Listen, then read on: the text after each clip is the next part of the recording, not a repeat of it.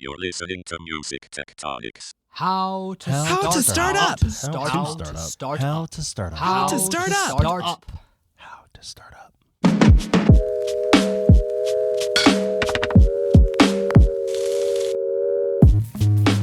Welcome back to Music Tectonics, where we go beneath the surface of music and tech. I'm your host, Dmitri. I'm also the CEO and founder of Rock, Paper, Scissors, the PR firm that specializes in music innovation and music tech. We've got marketing services in the mix as well. And you are listening to one of the episodes of our new series, How to Start Up. One of the biggest challenges in the music industry is finding a business model that customers, clients, or users are willing to pay for. Why is that? First of all, ever since the peer-to-peer music sharing era, listening to music has become devalued. If you can get it for free, why pay for it? In spite of all the Herculean efforts Spotify took to get music listeners to return to paying for access to music listening, they get criticized for paying out too little. In 2023, Spotify reports they paid out $9 billion to the music industry, 63% of their revenue. Before they came along, the music industry had cratered. Spotify complains that they have to pay out the majority of their revenue to labels and publishers. Rights holders complain that Spotify pays too little for music. Labels want the streaming services to charge more. Customers do not. Amidst this tension is the free market determining pricing. All of this sets the context that for a new music tech startup, it can be tough to sell anything. Labels and publishers fight to keep licensing fees high, and platforms push to pay as little as possible. But the only way platforms succeed is by building up a large user base and keeping a large bench of attorneys on retainer to hold off the labels and rights holders until the platform has millions and millions of rabid users. Now, YouTube succeeded in sort of sidestepping this whole equation with music licensors by holding them off as long as possible, using the DMCA takedown regulations to block their need for licensing. And then they built the Content ID system, which was a breakthrough that few other platforms have been able to repeat. The Content ID system allowed YouTube to say, yes, we can take down your music, or if you prefer, we can do a revenue share with you.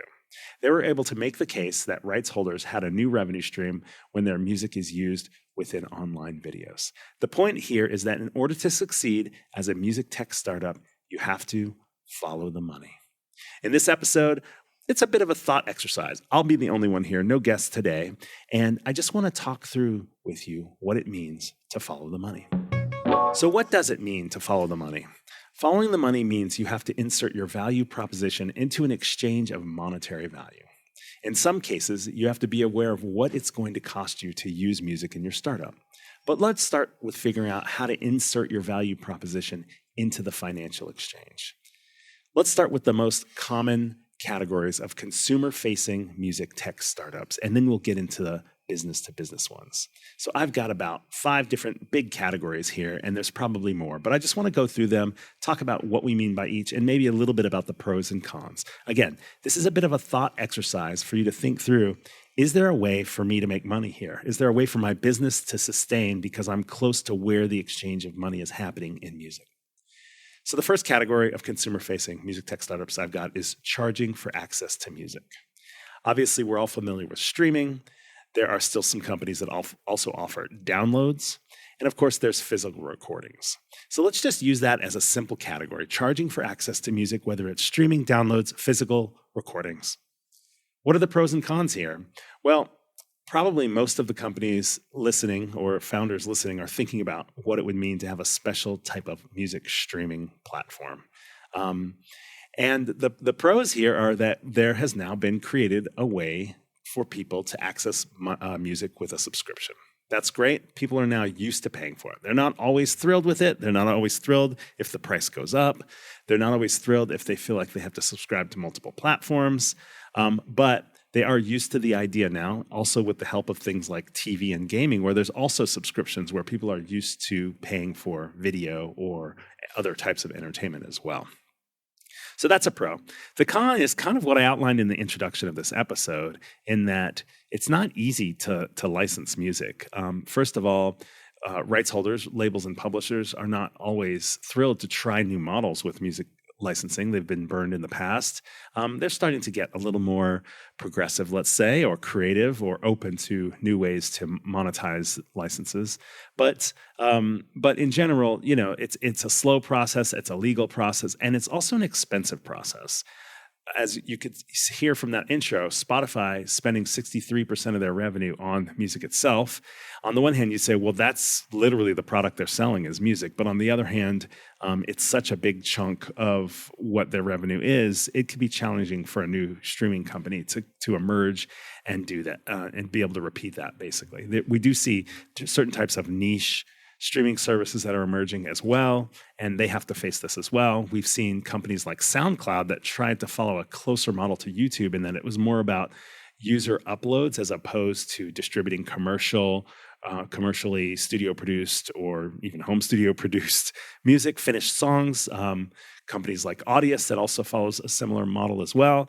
But in general, yes, there are customers that are willing to pay for the music, but yes, there are also challenges with licensing the music. So that's our first category, something to consider. You're certainly close to the music at that point because the streaming services become basically what retail was in the past. If you want to access the full tracks without ads, you have to pay something. So you are close to the music there. You just have to realize the challenge is the cost of that music as well. The second category for consumer-facing music tech startups would be charging for access to live music. So that could be a ticketing company, a live stream performance. It could be booking an artist yourself directly through one of these companies that allow you to bring an artist into your birthday party or your wedding or something like that. Or it could be charging for like a VIP event as well, similar in some sense. So this is interesting. I think, a ticket and a live stream performance feel very different than booking an artist. If you have a music tech company that's somehow charging access or a marketplace, it's a bit different. The pros are that live music is doing great. There's a lot of opportunity. People have gotten used to paying more and more for better experiences, more elaborate experiences. And also, some people enjoy smaller, more intimate events as well. So you are very close to where money is getting exchanged if you've created a music tech company that has something to do with charging access to live music. The cons, I'd say there's two big cons. One of them is the existing players on the ticketing side of the business charge a lot of money, and they have quite a stranglehold on the concert and live touring business. So if you're a newcomer to that, it's very hard to break into it. As a consumer, people are frustrated with paying so many fees. They're frustrated with not being able to buy the tickets they want to get, and they're frustrated with possibly having very expensive secondary market tickets as well. So there's a lot of animosity towards ticketing companies from the consumer. And then at the same time, there's this stranglehold. The live music business has a handful of companies, both in terms of the promotion of putting on shows as well as the ticketing, that makes it very hard to find room for yourself in the market. Now, there's a lot of interesting activity happening in the space that are charging for access to live music, but it's definitely got its challenges as well. It's definitely close to the money, though. So both streaming or access to music and ticketing or some other type of access to live music are close to the money. So those are positives there. And in terms of live streaming performance as a category of charging access to live music, we've seen some rocky stuff there as we came out of the pandemic. I heard there were something like 400 live streaming companies that emerged during the pandemic, and now there's only a handful. The handful tend to be Instagram Live, YouTube Live, Twitch, things like that. But really what we've seen is I think a lot of people thought that this new behavior, the access to live music, of doing it through live streaming, would continue past the pandemic. But so far, though it certainly has continued to some extent, it hasn't taken over the way you see like in sports or something like that. So the next category is selling something other than listening to recorded music or live music. What are we talking about here? You could have a startup that has something to do with selling physical merch, digital merch, a huge category we saw during the NFT and Web3 boom of 2022. You could also be selling something like a custom song or a custom video. There's some companies out there. You could get to something that's physical, like a musical instrument or music gear as well. Not a lot of room for growth there, but it's certainly a category. Or you could look at virtual instruments or plugins or other digital creation tools where you're selling something, but it's not listening. It's not seeing a live concert. It's not listening to just the music. So let's talk about the pros and cons there. So some of this stuff is really the things you buy alongside of music, the physical merch and the digital merch. I think you're very close to the money there. The question is, what type of merch is going to sell? What are some of the traditional obstacles and challenges of running a physical brick and mortar style business? Even if you're selling stuff at concerts or through e-commerce online, you still have the same issues of taking risk on designing, manufacturing, distributing, shipping, dealing with returns, that type of thing. That's a more challenging thing in terms of a con. So you are closer to the money, but you also have some challenges that also have some financial implications that increase the risk. Something like a custom song or video, super interesting. Again, you're close to the money. It's almost like somebody is a micro sync supervisor, or, typically what you see is somebody's getting a custom song or a video, not necessarily a music video, but more like a shout out video for somebody's birthday or a celebration or something like that. It's kind of an interesting idea. Does not seem to be a humongous business. You are definitely directly close to the money if you're able to succeed at that. The challenge, of course, is there's some of that chicken or egg. You can set up the marketplace and not have any artists big enough using it to actually help you. Or maybe it's not about big artists. You can recruit a lot of lesser known artists that are willing to create songs or some other content like that. But then you have your customers who are like, well, do I really want a song from somebody that I've never heard of? So that's a little bit of the challenge there. But you are certainly close enough to the money in that one. Musical instrument or music gear, you could look at this as consumer facing or prosumer in some cases. There aren't a lot of music tech companies in this space. Reverb, probably the biggest one for selling used equipment originally, but then eventually new stuff too. And then you have the Sweetwaters, the Guitar Centers, and Amazon. You're probably competing with some pretty big companies, but you have some specialized companies as well, like Perfect Circuit that specializes in synths and sequencers and drum machines and things like that. So there's some opportunity there probably for some more specialized stuff as well. But you are certainly close to the money. Typically, you are a retailer, so you've got to pay wholesale prices there too. And, you've got the whole thing of customer service and shipping or brick and mortar stores, things like that too, that create similar challenges as the physical merch challenge I talked about. So then there's this other category of software/virtual stuff you can sell to music creators. And I do think you are close to the money there, so that's good. The challenge there would be standing out, especially if you're new or small. There's a lot of fragmentation and diversity of how people make music, what DAWs they're using, what types of instruments they're willing to use, virtual instruments and plugins. So I think it's a great startup opportunity to slide into a market, but then to figure out how to grow it to be big enough and to compete with some of the big players there is always a challenge. But I think, you are pretty close to the money, and I think you are selling something there that has an obvious value proposition. In pretty much all of those things, the custom song or video is probably the most challenging in the category of selling something other than listening. So we've covered 3 categories. So here's a 4th one, and I'll get to a 5th one, and then we'll move on to the B2B stuff. Making another experience better with music. So far, we've talked about streaming, so you're listening to music or live streaming, or even booking an artist, so it has something to do with the live event, or selling something other than listening. But what about making an experience better with music? What am I talking about here? I'm talking about things like exercise, meditation, healthcare and well-being, gaming. You could probably come up with even more that haven't been thought of or that are in some little experiment in some corner of the music tech innovation sphere. But if you think about things like Peloton, where music is a significant part of the experience, or you think about the Calm app and what role music and sound has there, we've seen the emergence of some companies coming out that are focused on actually being able to prescribe music listening as part of well-being, and also, bettering the gaming experience with music as well.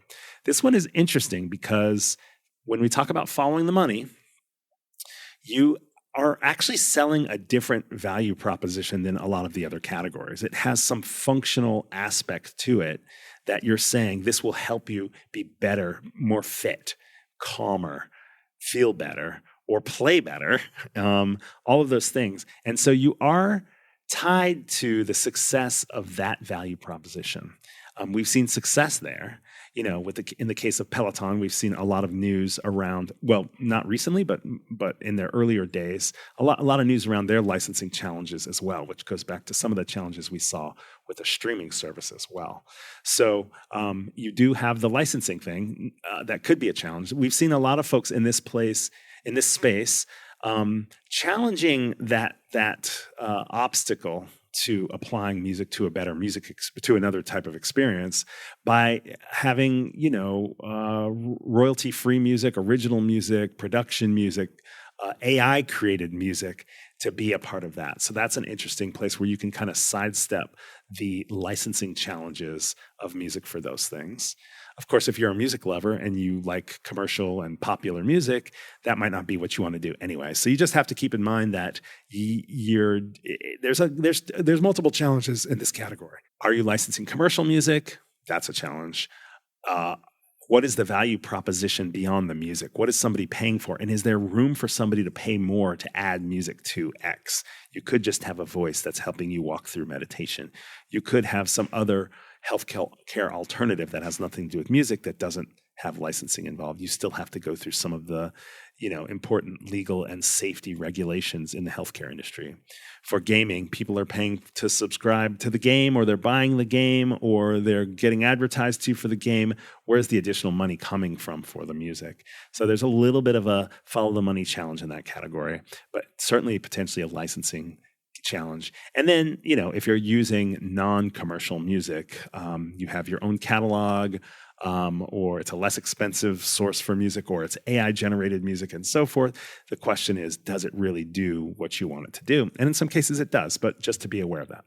And finally, in our consumer facing categories, selling something new that has something to do with music.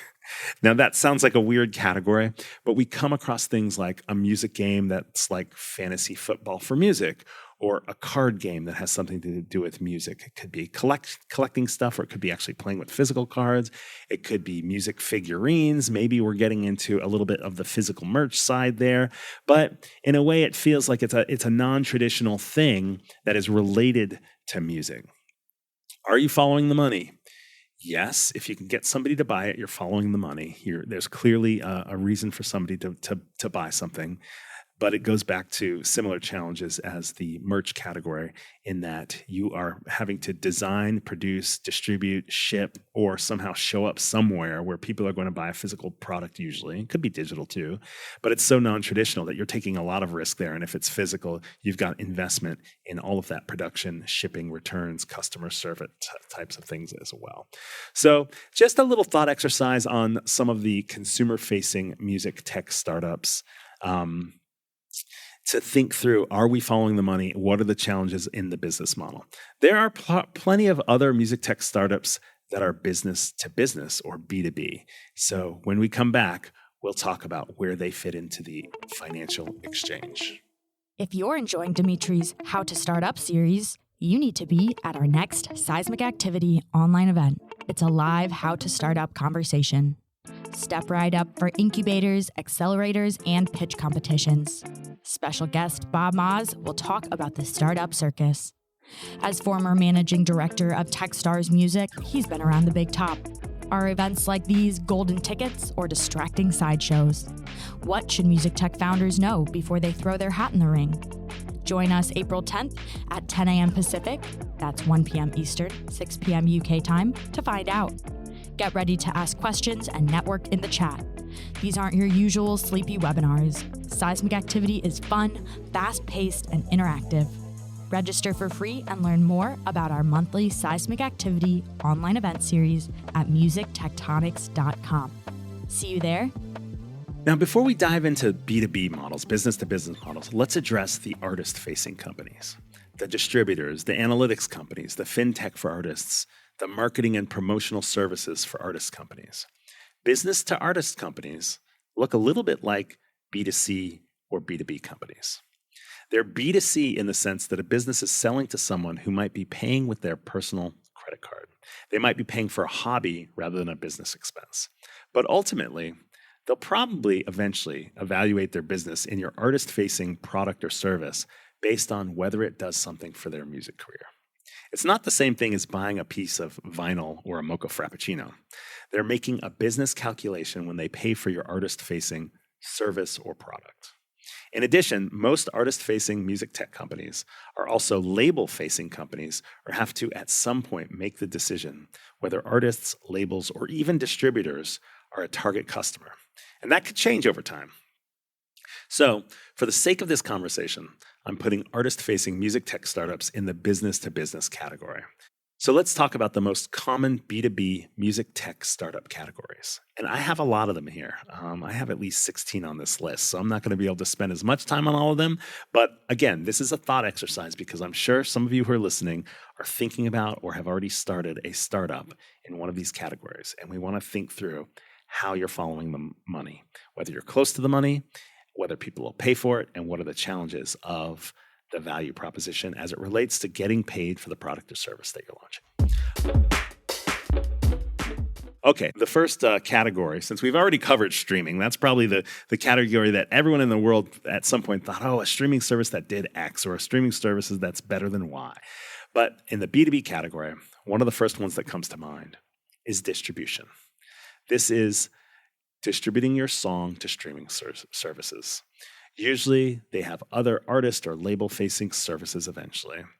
And, the traditional model is to the Spotifys and Apples and Amazon Primes. Prior to that, it was to iTunes. Prior to that, it was to the Amazons of the world when it was physical, and also all the stores that were out there.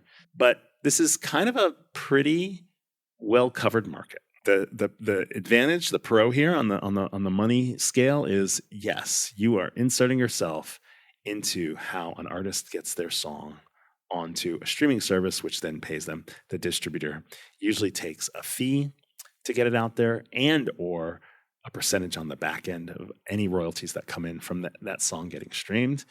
This has kind of faced a new challenge recently, as Spotify has now said any artists that get fewer than 1,000 streams won't get paid at all. They have to reach a certain threshold. I can imagine that was a huge new thorn in the side of distribution companies because many of them are long tail companies and they generate revenue off of a few streams from very many artists or songs.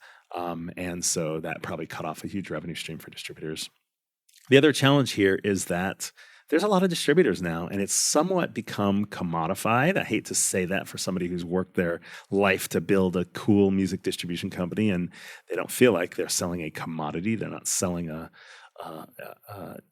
black bean or a coffee bean or something like that. They're actually, selling a service they've built technology around and eventually additional services. But the point there is it's been a bit of a race to the bottom in terms of pricing for independent artists and distribution.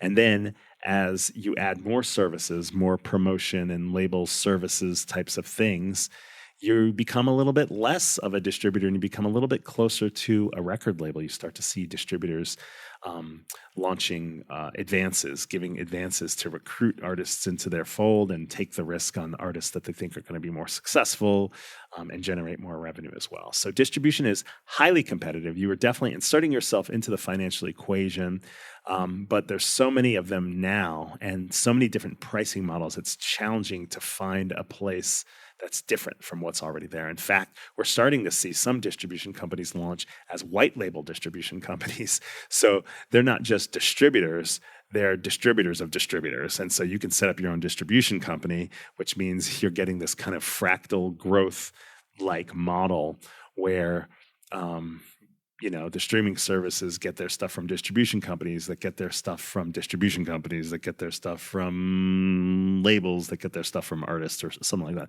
A lot of layers. So the more layers you insert there, the less kind of value you can extract financially from that. Now, before we move on to the next category, there are also the emergence of other types of distribution. We've seen some companies that are bringing songs to other verticals, to the fitness or to brands or to DJ mixes. And in some cases, this isn't a simple streaming distribution model. It could have a sync component where you have to have both sides of the rights cleared in order to put your song and composition against video of some sort. But there's some other that are audio only. We've even started hearing about companies that distribute music to video games, to metaverse, or athletic teams. So those are all categories as well. But again, as the middle player between the end product and the source of the music, it can be challenging to now extract enough value there. So you're definitely following the money, but you're kind of in the middle there. And so as everyone else gets squeezed, you'll get squeezed as well. And the amount of money you can extract seems to get smaller over time, unless you start adding other services. And then you just have to keep in mind that you're no longer just a distribution company. You're a new type of record label or investment and marketing service in a way. So, which leads us to marketing. There's a lot of cool music tech startups that are helping artists and labels market their music.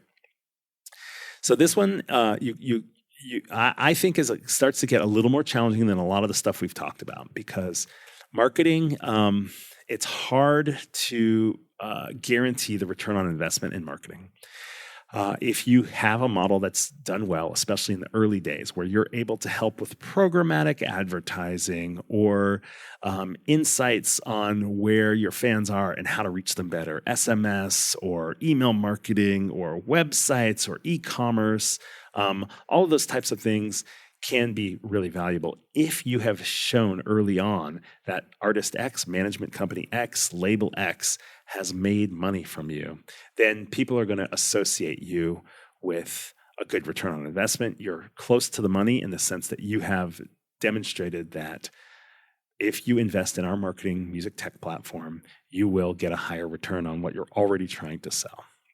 However, if you have not been able to prove early on that there's a likely return on investment for investing in your service, you're going to be challenged there.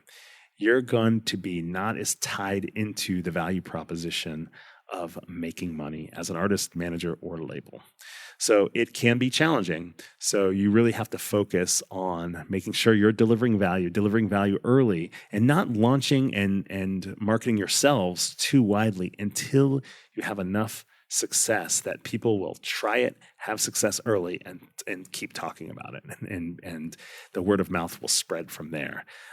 Record labels and managers are constantly talking to each other and following each other and seeing what's happening and how that, what's successful and so forth. So it is tricky to be a marketing business unless you can clearly demonstrate the ROI. People are always looking at marketing as an investment, not a utility, and that means they're going to question whether it's worth it to invest in it. Another category is analytics. So there's music tech companies that provide data to help see how things are going, see how streaming and monetization is going, see how marketing, social media, and so forth going, things like that as well. This one is certainly a useful tool for helping artists or labels or managers monetize music to see where the traction is or where they should be and things like that. It's one step away from being right in the financial exchange for music. So it's a little bit more of a challenge there. But if it's priced right, and again, similar to what I said about the marketing companies, you do have the opportunity to sort of show the return on investment. And there's certain tools that end up getting used that are just, if you don't have data and metrics and benchmarks, you don't actually know if you're being successful in general, or if certain activities you're doing are successful too. So maybe it's an obvious thing to say, but it is one step further away from where the money's getting exchanged. In terms of cons, those are some of the pros and cons. I think you have to be able to do something that's not already in existence. I think it's really differentiation. Some of the companies have stood out by having a better visual presentation. Others have stood out by giving more specific tips. Once you find this information out, you get these insights. What do you do next? And some of them go even further to include, like programmatic responses to data that comes up, and integrations with other companies and things like that.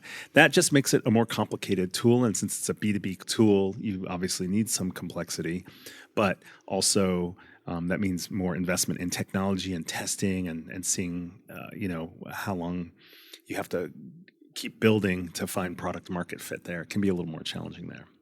A similar one might be data enrichment. There's a lot of music tech companies out there that can help with metadata tagging, for example, or maybe more search and recommendation options or opportunities to help music companies with catalogs, recordings, to find stuff in their own catalog or make it helpful for streaming services to find what's in there as well. This is very B2B. I think, if you can do something successful and new at scale, there's definitely some financial exchange happening there where you can help somebody's catalog become more marketable at scale. You're close to where the money's exchanged, but you're really going to have to know what you're doing. You have to really understand how the industry's workflow works to be successful there. And the other thing is, as you get more complexity and have to work with companies that have large catalogs, for example, to make it worthwhile, you have a limited number of customers, so you have to charge a higher price. You have to convince fewer people, and if you're not successful at convincing those fewer folks, you kind of don't have a lot to go after next because it's not a very mass market. Another category that's kind of in the same kind of ballpark might be monetization and administration tools. There's a lot of companies out there that are specifically for helping rights holders find more money or collect more money and things like that. That you're very close to the money there. I mean, if you are successful at that, you are very close to where financial exchange is happening. And so if you're helping publishers or record labels pick up money from Sound Exchange or the Mechanical Licensing Collective or through neighboring rights or through other publishing opportunities, international, or say for YouTube, there's a lot of YouTube administration companies or other kind of like publishing administration tools. You'll find out pretty soon when you are driving revenue, and typically those companies may charge a fee, but they may also take a percentage of found money as well. That, again, that type of company there's some complexity there, but as far as following the money, you're right there. I think that one's one where you are literally saying, use our service and we will increase your revenue. You do it successfully, they never leave you. That's a great one for following the money. Another category are licensing tools.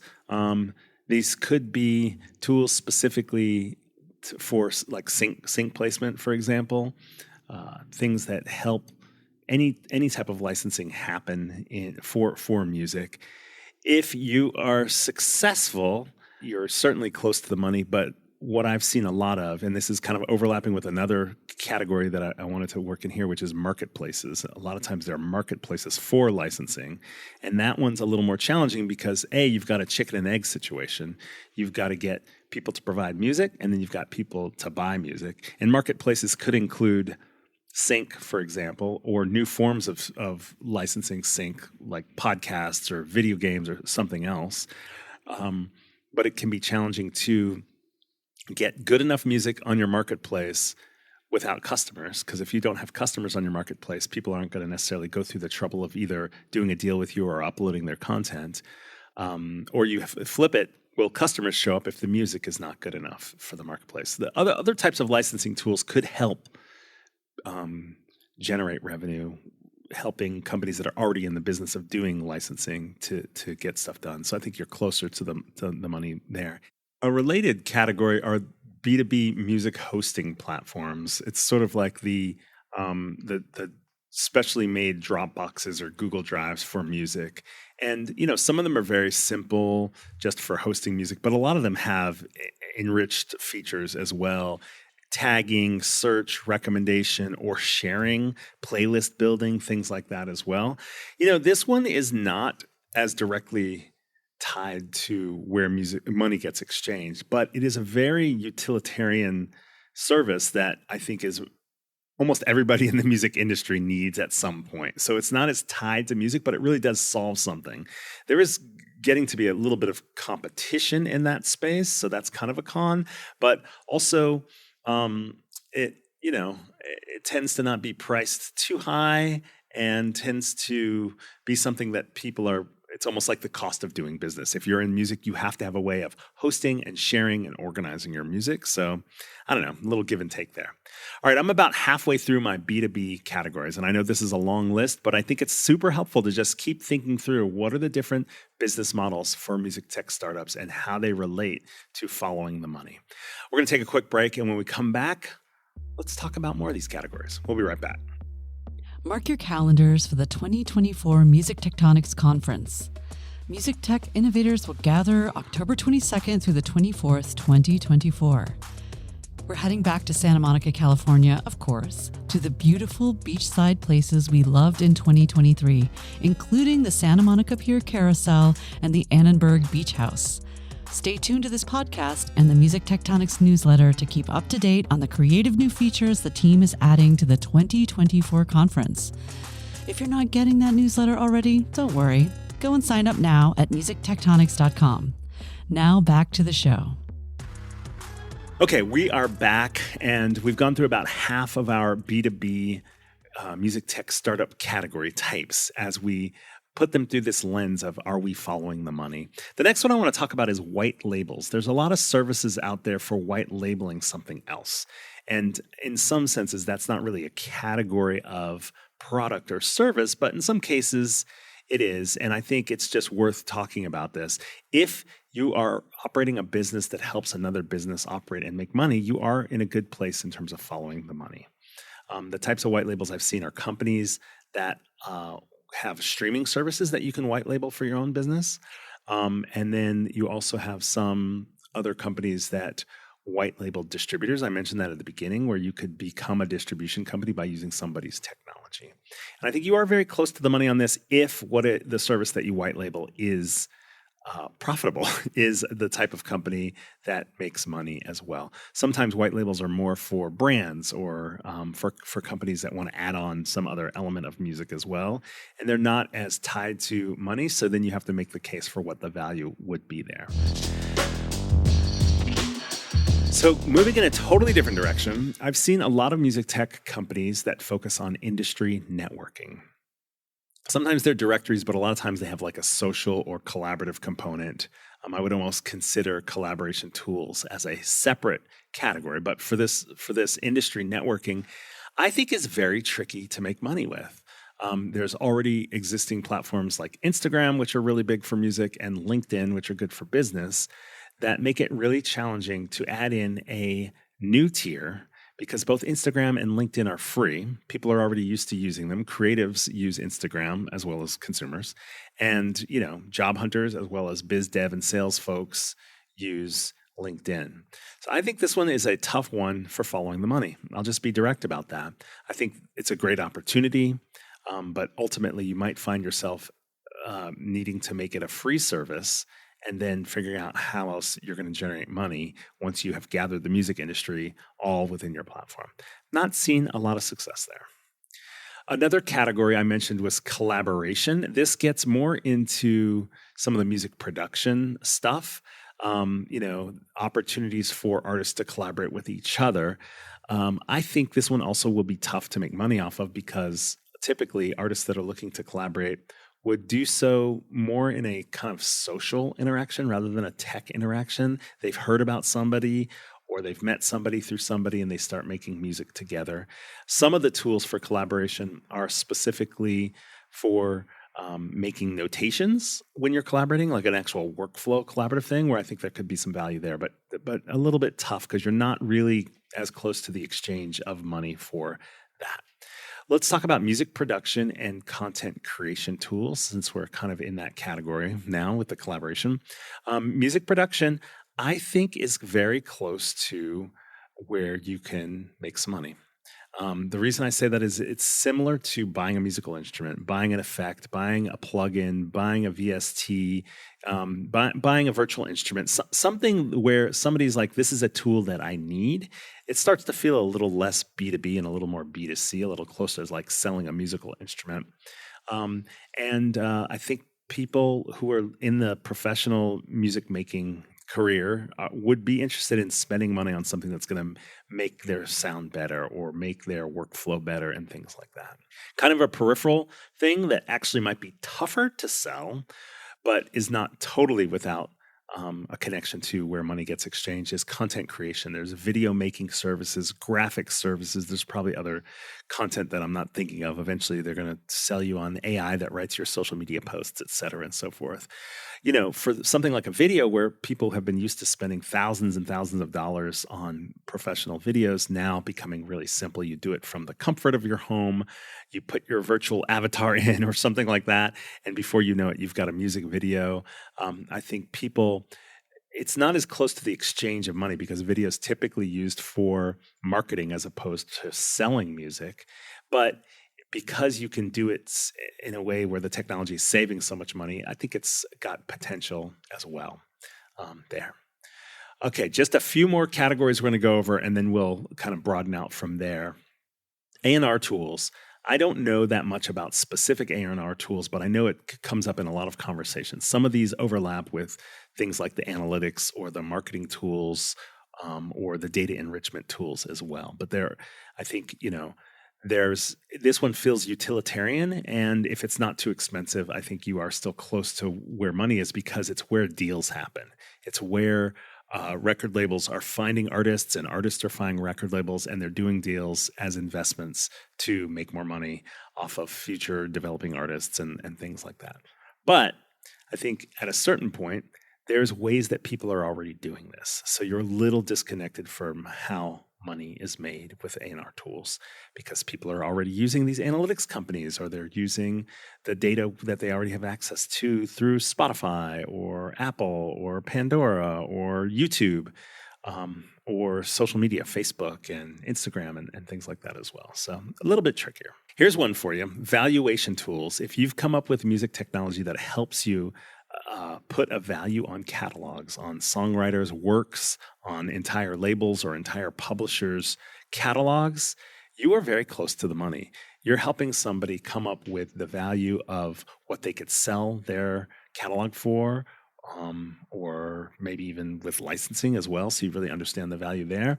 I think you're staying pretty close to the money. You're not really directly in a transaction for a consumer, but for a B2B sale of a catalog, I think you're very tied there. Obviously, there's not going to be a lot of players in that space.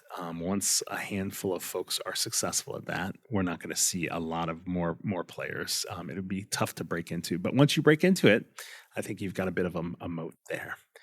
I think the only other category that I thought of in advance, I think this would be the 16th B2B category on this episode, is fandom tools. I see some emergence of music tech companies that focus on fandom. That could be in the form of VIP clubs, fan clubs, that type of experience. It could also be in terms of fan content creation or fan interactions, online interactions with an artist. Maybe they're maybe not quite as VIP, but more like mass scale interactions and things like that.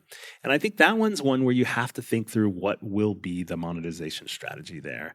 You are putting yourself in a place where you can really help an artist, especially bigger artists, reach their fans at scale. But it could be challenging to figure out how you're going to monetize that. And it might require partnerships. It might require some additional things beyond what you think of for fandom, such as merch or fan-created videos or artwork or things like that. So that one's definitely got some challenges to it as well. So what am I forgetting? I'm not sure. There can be so many other categories in here. I'm probably forgetting some important ones. And honestly, email me if you think of any. I'd love to know if I've left out some big ones. music@rockpaperscissors.biz, B-I-Z. And remind me what I left out for future episodes or just so that I know what I'm talking about here. I know that was kind of an exhaustive list. That was a lot to go through. And so if you're still with me, thanks for listening. And I hope that you're getting some value here. I mainly just wanted to take some time with you to think through whether your music tech startup has considered how close you are to the exchange of money. As we heard in the recent Cliff Flue episode as part of this How to Startup series, it was actually the first episode, you can't just solve a problem, and you can't just create the tech to solve a problem. You need to have a business model that will generate cash to help you keep building the product, to help you attract investment needed to scale, or to reinvest in the business yourself. Here's a list of problems you will have if you don't make sure that you meet the follow the money criterion. You'll start racking up expenses. Existing investors will start putting pressure on you and they won't reinvest. Future investors will not come on board because they don't see a path to success. You'll let down co-founders or team members because they have to get paid. Family will start to get nervous or scared because they're relying on you for revenue generation. And ultimately, you'll likely lose motivation. I'm not trying to scare you, but what I do want is for, if you're early enough in the phases of building your music tech company, is to just remember that you've got to be business focused and you've got to focus on those transactions and really understand if this is going to be a challenge for the type of company that you've created and how you're going to solve that challenge. So what do you do if you realize you've not followed the money and you're in too deep? This might be where you need to go grab your oblique strategies card set created by Brian Eno. You might have to push your thinking. Check that out if you don't know what that is. It's a super cool deck of cards that helps you think outside of what you're already thinking of. So put aside some time to rethink your business model. Is any of your tech reusable for something that's closer to the exchange of money? Can you imagine an existing business that might be able to integrate what you do with their existing business model? Maybe it's time to partner or to look for a strategic acquisition. And maybe it's time to have a thought exercise of what it would mean to go dark and to chalk this one up to a great learning experience that will inform your next startup. There's got to be something that positive comes out of it. And for many of you, you're early enough, you've already thought of this, or you're early enough that you can pivot now and make sure that you're staying close to this. I hope you've gotten something from this thought exercise. Keep listening to the How to Startup series here on Music Tectonics to continue to push your thinking and build an amazing startup. Thanks for listening to Music Tectonics. If you like what you hear, please subscribe on your favorite podcast app. We have new episodes for you every week. Did you know we do free monthly online events that you, our lovely podcast listeners, can join? Find out more at musictectonics.com. And while you're there, look for the latest about our annual conference and sign up for our newsletter to get updates. Everything we do explores the seismic shifts that shake up music and technology, the way the Earth's tectonic plates cause quakes and make mountains. Connect with Music Tectonics on Twitter, Instagram, and LinkedIn. That's my favorite platform. Connect with me, Dmitri Vitsa, if you can spell it. We'll be back again next week, if not sooner.